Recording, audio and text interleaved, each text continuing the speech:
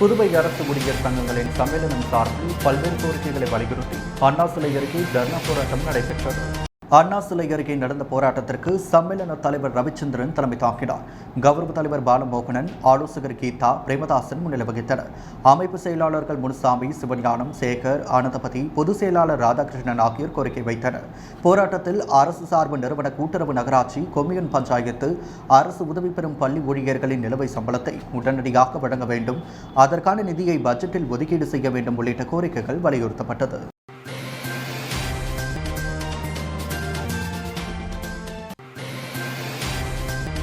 உக்ரைனில் போர் காரணமாக நிலவி வரும் அசாதாரண சூழ்நிலையால் அங்கு படிக்கும் புதுச்சேரி மாணவர்கள் பத்திரமாக மீட்க நடவடிக்கை எடுக்க வேண்டும் என மத்திய வெளியுறவுத்துறை அமைச்சரை தொடர்பு கொண்டு முதல்வர் ரங்கசாமி கேட்டுக் கொண்டார். போர் காரணமாக உக்ரைனில் நிலவி வரும் அசாதாரண சூழ்நிலையை கருத்தில் கொண்டு அங்கு படிக்கும் புதுச்சேரி மாணவர்கள் பத்திரமாக வீடு திரும்ப நடவடிக்கை எடுக்க வேண்டும் முதலமைச்சர் ரங்கசாமியிடம் கோரிக்கை வைத்தனர்.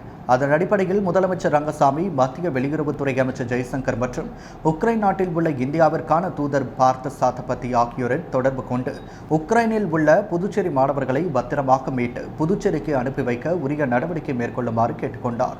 இதைத் தொடர்ந்து உக்ரைன் நாட்டில் சிக்கி தவிக்கும் புதுச்சேரி மாணவர்களை பாதுகாப்பாக மீட்க விரைந்து நடவடிக்கை எடுக்க கோரி பிரதமர் நரேந்திர மோடிக்கு முதலமைச்சர் ரங்கசாமி கடிதம் வாயிலாக கேட்டுக்கொண்டுள்ளார்.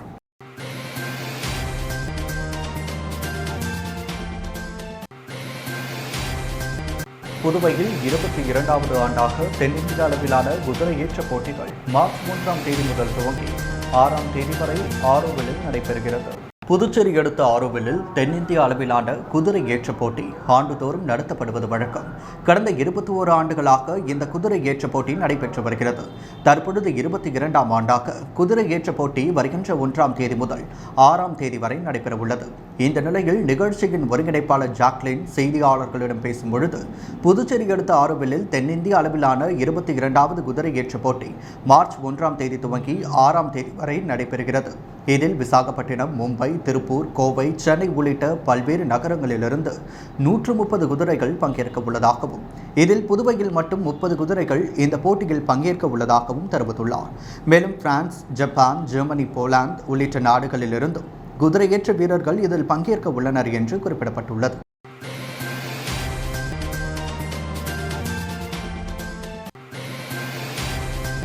புதுச்சேரி அங்கன்வாடியில் தற்காலிகமாக பணிபுரியும் ஊழியர்களை பணி நிரந்தரம் செய்ய கோரி 3வது நாளாக தலைமை தபால் நிலையம் முன்பு கண்டன ஆர்ப்பாட்டத்தில் ஈடுபட்டனர். புதுச்சேரி அங்கன்வாடியில் 100க்கும் மேற்பட்ட பெண்கள் தற்காலிகமாக ஊழியராக பணிபுரிந்து வருகின்றனர். இவர்கள் பணி நிரந்தரம் செய்ய கோரி பல கட்ட போராட்டங்களை நடத்தி வருகின்றனர். அதன் ஒரு பகுதியாக 3வது நாளான இன்று தலைமை தபால் நிலையம் முன்பு அங்கன்வாடி ஊழியர்கள் பணி நிரந்தரம் செய்ய வலியுறுத்தி அரசுக்கு எதிராக கண்டன கோஷம் எழுப்பினர். இதுகுறித்து அவர் கூறும் பொழுது, கடந்த ஆண்டு ஜூன் மாதம் அங்கன்வாடியில் தற்காலிக ஊழியராக பணியமர்த்தப்பட்டோம். தற்பொழுது பணி முடிந்து தங்களை அரசு வேலையில்லை என்று கூறி வருகிறது.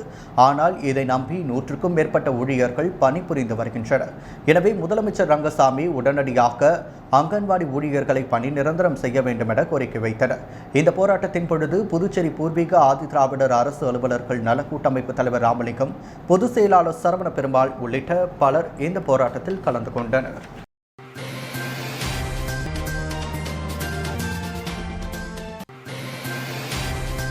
புதுவை முத்துரத்தினம் அரங்கம் மேல்நிலைப் பள்ளியில் நாட்டு நலப்பணி திட்ட முகாம் நிறைவு விழா நடைபெற்றது. இந்த விழாவிற்கு பள்ளியின் தாளர் டாக்டர் ரத்னர் ஜனார்த்தனன் தலைமை தாங்கினார். தலைமை விருந்தினராக புதுவை காவல்துறை சைபர் கிரைம் சிறப்பு போலீஸ் இன்ஸ்பெக்டர் கணேஷ் மற்றும் செய்தியாளர் சங்க தலைவர் சிவா கலந்து கொண்டு நாட்டு நலப்பணி திட்ட மாணவர்களை வாழ்த்து பேசினார். சிறப்பு விருந்தினராக மாநில அளவிலான நாட்டு நலப்பணி திட்ட ஒருங்கிணைப்பாளர் குழந்தைசாமி, பள்ளி அளவிலான நாட்டு நலப்பணி திட்ட ஒருங்கிணைப்பாளர் மதிவாணன் ஆகியோர் கலந்து கொண்டு போட்டியில் வெற்றி பெற்ற மாணவர்களுக்கு பரிசுகள் வழங்கி கௌரவித்தனர்.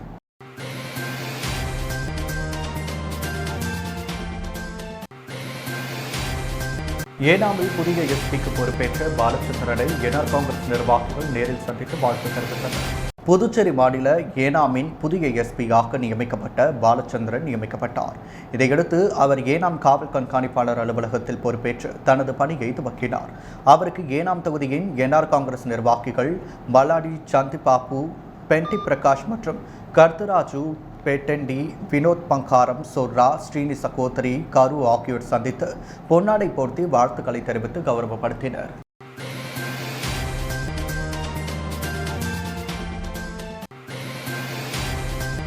காவலர் பணியிடங்களுக்கான உடற்தகுதி தேர்வில் தேர்ச்சி பெற்றவர்களுக்கு மார்ச் 19, 20 ஆகிய தேதிகளில் எழுத்துத் தேர்வு நடைபெறும் என அறிவிக்கப்பட்டுள்ளது.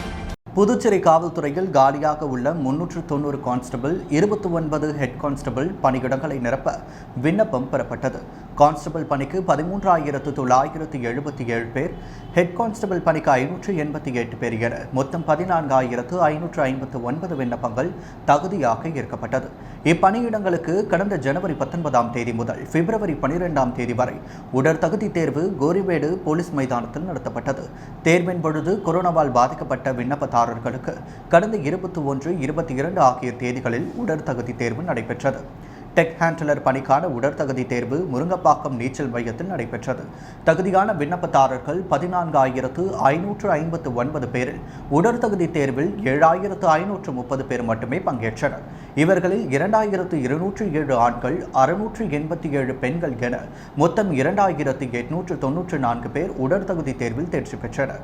இவர்களுக்காக எழுத்துத் தேர்வு மார்ச் 19, 20 ஆகிய தேதிகளில் நிர்வாக சீர்திருத்த துறை வாயிலாக நடத்த முடிவெடுக்கப்பட்டுள்ளது.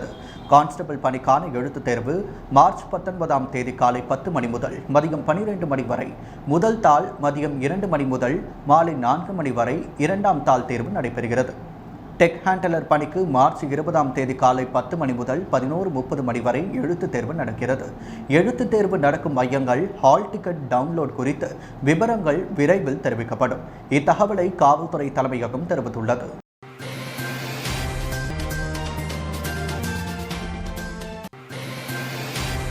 இலங்கை கடற்படையினரால் கைது செய்யப்பட்ட காரைக்கால் மீனவர்களை மீட்டுத் தருமாறு மீனவ பெண்கள் முதல்வர் ரங்கசாமி காலில் விழுந்து கண்ணீர் மல்க கோரிக்கை வைத்தனர். காரைக்கால் மாவட்டம் கோட்டுச்சேரிமேடு மீனவ கிராமத்தை சேர்ந்த வீரமணி என்பவரது விசைப்படகில் 13 மீனவர்கள் கடந்த 22ஆம் தேதி மீன்பிடிக்க கடலுக்கு சென்றனர். நேற்று கோடியக்கரைக்கு தென்கிழக்கே இந்திய எல்லையில் மீன்பிடித்துக் கொண்டிருந்தனர். அங்கு வந்த இலங்கை கடற்படையினர் படகுடன் 13 மீனவர்களையும் சிறைப்பிடித்து சென்றனர். கைது செய்யப்பட்ட மீனவர்கள் காரைக்கால், தமிழகத்தின் நாகை, மயிலாடுதுறை மாவட்டங்களை சேர்ந்தவர்கள். இலங்கை கடற்படையால் சிறைப்பிடிக்கப்பட்ட மீனவர்கள் மற்றும் விசைப்படகை மீட்டு தருமாறு காரைக்கால் மீனவ பெண்கள் நேற்று முதல்வர் ரங்கசாமியை அவரது இல்லத்தில் சந்தித்து காலில் விழுந்து கண்ணீர் மல்க கோரிக்கை வைத்தனர்.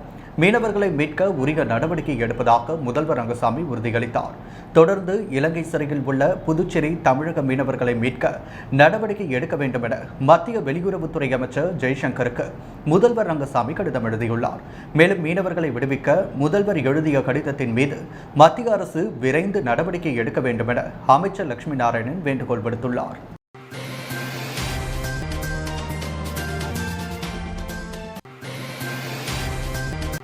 அமைச்சர் சாய்வி சரவணகுமார் பிறந்த நாளையொட்டி உழவர்கரை மாவட்டம் வடக்கன்னியர் பிரிவு சார்பில் மணக்குள விநாயகர் ஆலயத்தில் தங்க தேர் இழுக்கப்பட்டது.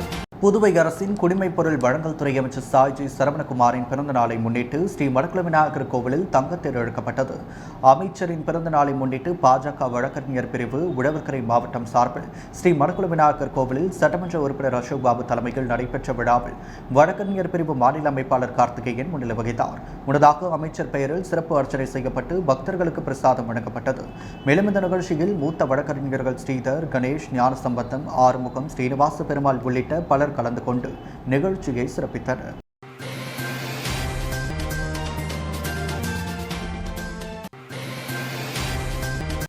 பூக்காரரிடம் பேங்க் கொடுப்பதோ அல்லது தங்கமணியிடம் பேங்க் தொழில் பேசுவதோ இல்லாமல் அவரவர்கள் தங்கள் வேலையை பேசி தொழில் செய்தால் போதும் என கலைவாணி பேங்க் இசைக்குழுவின் உரிமையாளர் செல்வராஜ் தெரிவித்துள்ளார்.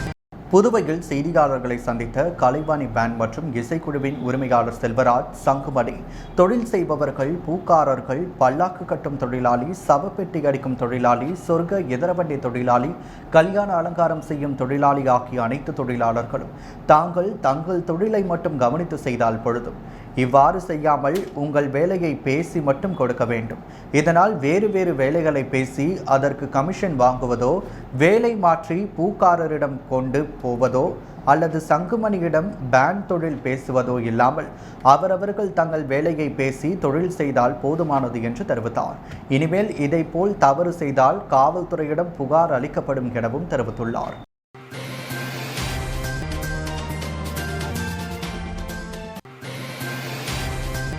பல்வேறு கோரிக்கைகளை வலியுறுத்தி கல்லூரி பேராசிரியர்கள் லாஸ்பேட்டையில் உள்ள உயர்கல்வி இயக்குநரக அலுவலகத்தை முற்றுகையிட்டனர்.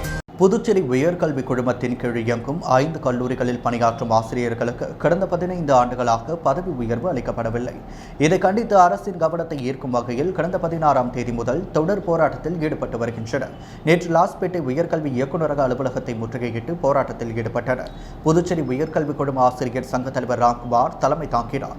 ஊதிய தினத்தன்று சம்பளம் வழங்க வேண்டும், 7வது ஊதிய குழு சம்பள நிலுவைத் தொகை உடனடியாக வழங்க வேண்டும் உள்ளிட்ட கோரிக்கைகள் வலியுறுத்தப்பட்டது.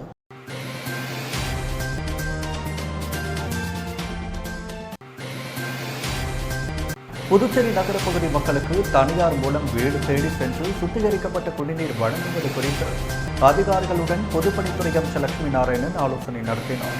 புதுச்சேரி நகரப்பகுதி மக்களுக்கு நகராட்சி மற்றும் பொதுப்பணித்துறை சார்பில் பாதுகாக்கப்பட்ட குடிநீர் விநியோகம் செய்யப்பட்டு வருகிறது. இதற்காக 140 இடங்களில் ஆழ்குழாய் கிணறு அமைக்கப்பட்டுள்ளது. பயன்பாட்டில் உள்ள ஆழ்குழாய் கிணறுகளில் 100க்கும் மேற்பட்ட கிணறுகளில் தண்ணீர் உவர்த்தன்மையாக மாறிவிட்டது. அதனால் அதனை குடிநீருக்கு பயன்படுத்த முடியாத நிலையில் உள்ளது. இந்த நிலையில் புதுச்சேரி நகரின் எதிர்கால குடிநீர் தேவையை கருத்தில் கொண்டு புதிய ஆழ்குழாய் கிணறுகள் அமைக்க அரசு நடவடிக்கை மேற்கொண்டது. அதன் பேரில் ஆற்றுப்படுகையில் ஆழ்குழாய் கிணறு அமைக்க பிரான்ஸ் அரசு 500 கோடி ரூபாய் நிதி வழங்க முன்வந்துள்ளது. பொதுப்பணித்துறை அமைச்சர் லட்சுமி நாராயணன் தலைமை தாங்கினார். சட்டமன்ற உறுப்பினர் நேரு, தலைமை செயலர் ரஸ்மினிகுமார், பொதுப்பணித்துறை செயலர் நெடுஞ்செழியன், தலைமை பொறியாளர் சத்தியமூர்த்தி, ஸ்மார்ட் சிட்டி துணை முதன்மை செயலாளர் மாணிக்கதீபன், புதுச்சேரி நகராட்சி கமிஷனர் சிவகுமார் உள்ளிட்ட அதிகாரிகள் பலர் கலந்து கொண்டனர். கூட்டத்தில் ஸ்மார்ட் சிட்டி திட்டத்தின் கீழ் நகர மக்களுக்கு பாதுகாக்கப்பட்ட குடிநீர் வழங்குவது குறித்து ஆலோசிக்கப்பட்டது. அப்பொழுது ஆற்றுப்படுகையில் ஆழ்குழாய் கிணறு அமைக்க கிராம மக்கள் எதிர்ப்பு தெரிவிக்கின்றனர். மக்களை சமாதானப்படுத்தி ஆழ்குழாய் அமைத்தாலும் அங்கிருந்து 30 கிலோமீட்டர் தூரத்திற்கு குழாய் அமைத்து நகருக்கு கொண்டு வர வேண்டும். இப்பணிகளை முடிக்க குறைந்தபட்சம் 2 ஆண்டுகள் ஆகும். அதனால் லட்சத்தீவில் நடைமுறையில் உள்ளது போன்று தனியார் மூலம் தற்பொழுது பயன்பாட்டில் உள்ள ஆழ்குழாய் கிணற்று நீரை சுத்திகரித்து வீடுகளுக்கு நேரடியாக வழங்குவது குறித்து ஆலோசிக்கப்பட்டது.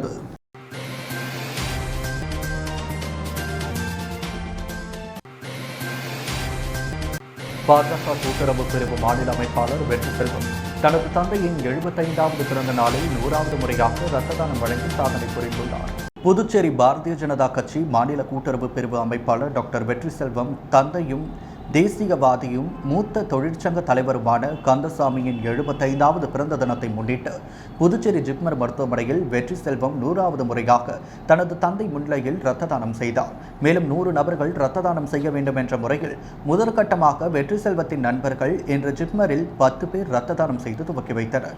இந்த நிகழ்ச்சியில் டாக்டர் ஜோதி செந்தில் கண்ணன், இன்பசேகர், அசோக் குமார், தினேஷ், குமரவேல், பரத்ராஜ், விமல்ராஜ் மற்றும் பலர் கலந்து கொண்டு சிறப்பித்தனர். 100வது முறையாக இரத்த தானம் வழங்கிய வெற்றி செல்வம் உள்ளிட்ட இரத்த தான தன்னார்வலர்களுக்கும் ஜிப்மர் மருத்துவமனை இரத்த வங்கி பொறுப்பாளர் டாக்டர் அபிஷேக் மற்றும் டாக்டர் வடிவேல் ஆகியோர் சான்றிதழ்கள் வழங்கி பாராட்டினர்.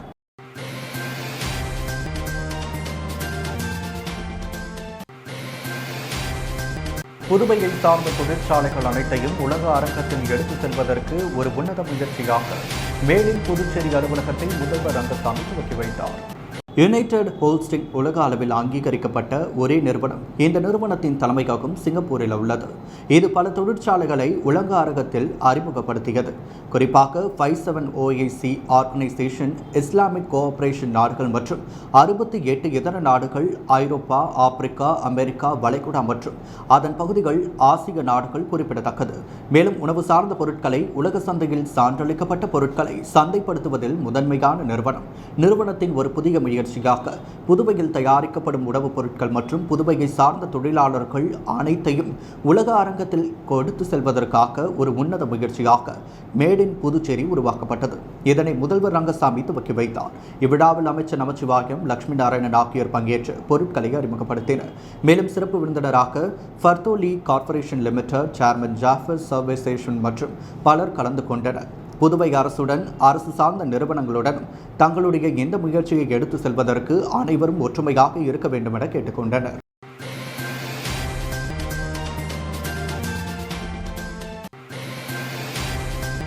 புதுவையில் போலியோ நோய் ஒழிப்பு விழிப்புணர்வு வாகனம் மற்றும் பேரணியை சுகாதாரத்துறை இயக்குநர் உதயகுமார் கொடியசைத்து துவக்கி வைத்தார்.